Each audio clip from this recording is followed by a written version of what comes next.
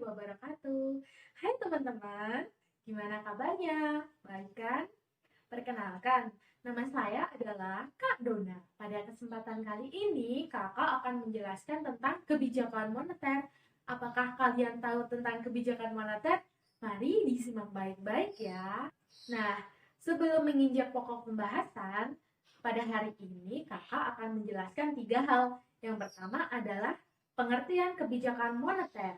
Yang kedua adalah tujuan kebijakan moneter. Dan yang ketiga adalah instrumen kebijakan moneter. Nah, gimana? Udah siap kan? Yuk, kakak akan langsung ke bagian pertama, yaitu pengertian kebijakan moneter. Nah, kebijakan moneter adalah kebijakan yang diambil Bank Sentral atau Bank Indonesia dalam mempertahankan, mengurangi, atau menambah jumlah uang yang beredar. Nah, melalui kebijakan moneter diharapkan Bank Sentral mampu menjaga kestabilan moneter dan diharapkan perekonomian menjadi stabil.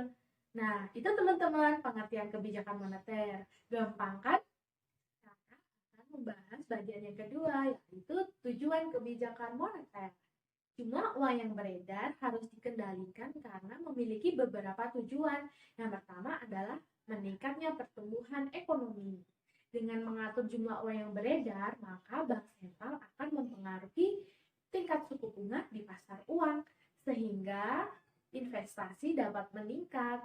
Nah, tujuan yang kedua adalah memperluas lapangan pekerjaan. Ketika jumlah uang beredar seimbang dengan jumlah barang dan jasa, maka perekonomian dikatakan stabil. Nah, perekonomian yang stabil ini akan mendorong investor untuk meningkatkan investasi dan produksinya.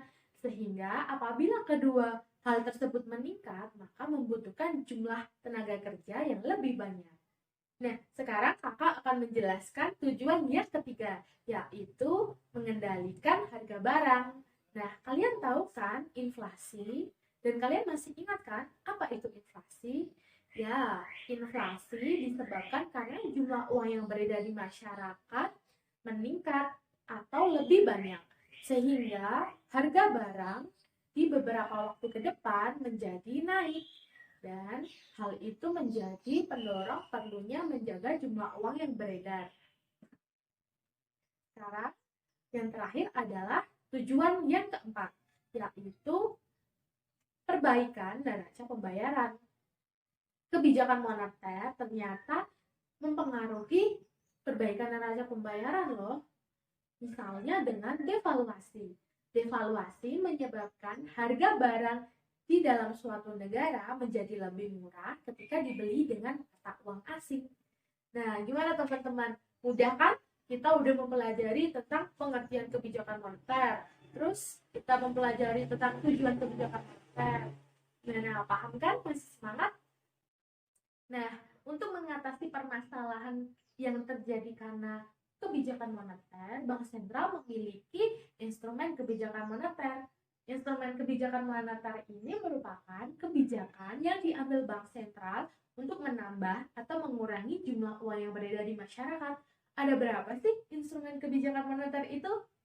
Nah, mari disimak lagi. Instrumen yang pertama adalah politik pasar terbuka atau open market operation.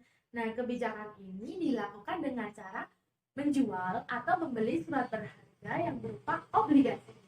Nah, instrumen yang kedua adalah politik diskonto yang dilakukan dengan cara meningkatkan atau menurunkan tingkat suku bunga. Yang ketiga adalah politik cadangan kas atau cash ratio yang dilakukan dengan cara menambah atau mengurangi cadangan maksimum kas yang harus dimiliki bank ketika memberikan kredit. Instrumen yang keempat adalah kredit selektif yang dilakukan dengan cara memberikan syarat-syarat kredit yang lebih ketat. Nah, syarat-syarat ini bisa mengendalikan jumlah uang yang beredar loh. Dan yang terakhir adalah imbauan moral. Imbauan moral dilakukan Bank Sentral dengan cara memberikan pidato, himbauan, atau pengumuman atau sosialisasi kepada bank-bank umum lainnya. Nah, gimana teman-teman? Asik kan mempelajari kebijakan moneter? Hari ini kita sudah mempelajari 3 hal loh. Yang pertama, pengertian kebijakan moneter, tujuan kebijakan moneter, terus kita udah mempelajari instrumen kebijakan moneter. Nah, kalian pasti lebih paham. Jangan lupa untuk belajar dan jangan lupa untuk berlatih ya. Dah. Assalamualaikum warahmatullahi wabarakatuh.